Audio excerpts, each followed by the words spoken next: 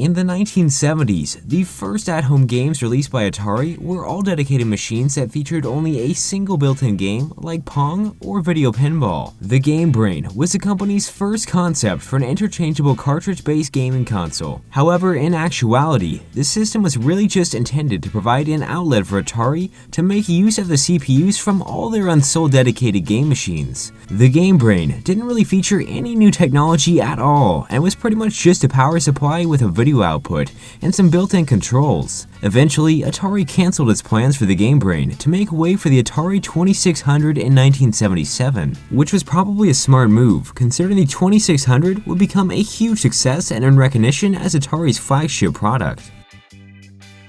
In 1991, Sega announced it planned to develop a virtual reality headset for arcades and consoles. 2 years later, at the Winter Consumer Electronics Show, they unveiled a prototype that seemed to be an adaptation of a similar headset already in use by Sega in arcades. They also announced that a console version was in development and should be available to consumers in the spring of 1994, but due to development difficulties, the Sega VR console headset remained only a prototype and was unfortunately never released to the general public. Reports indicate that the Sega VR headset suffered from many of the same problems that plagued Nintendo's failing VR offering, the Virtual Boy. Namely, after prolonged use, users would develop headaches and get bad cases of motion sickness. But at least Sega VR was an actual headset, with a physical design similar to that of the Oculus Rift and other soon-to-be-released VR designs. The Virtual Boy wasn't even wearable and caused constant neck pains from having to always lean in to view the screen.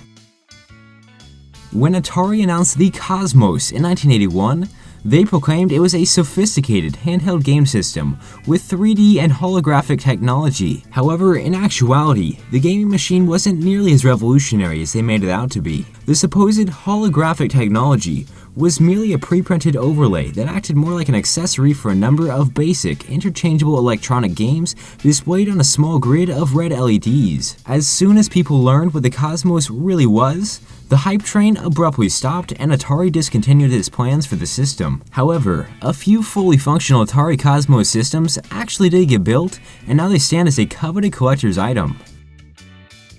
As is the case with a lot of unreleased gaming systems, the story of Infinium Labs' Phantom involves a lot of unkept promises and lost money. To summarize, Infinium Labs designed the Phantom so it could play standard PC games on a TV, thereby making the PC gaming experience more console-like. But the most novel feature of the system was the fact that it didn't use any sort of removable media. Instead, users would buy games online and then download them to the Phantom over the internet. Now, although digital distribution is commonplace today, back in 2004, before all the digital rights management was in place, a lot of companies were skeptical it could be pulled off. Between 2004 and 2006, Infinium Labs squandered over $60 million trying to push the Phantom to market. Unfortunately, it wasn't long before all the money ran out and the Phantom vanished from the gaming world forever.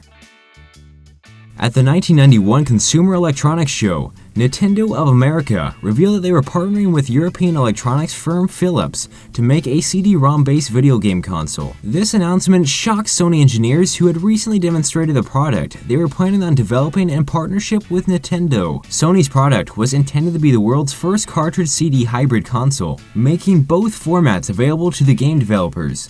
They called the prototype console the PlayStation. While Nintendo and Sony attempted to sort out their differences, approximately 200 PlayStation units were created, but with Nintendo retaining control of the profits from the sale of the games, the two organizations were never able to see eye to eye on many critical issues. By 1993, Sony would see its efforts refocused on developing its own gaming console to compete with Nintendo's offerings.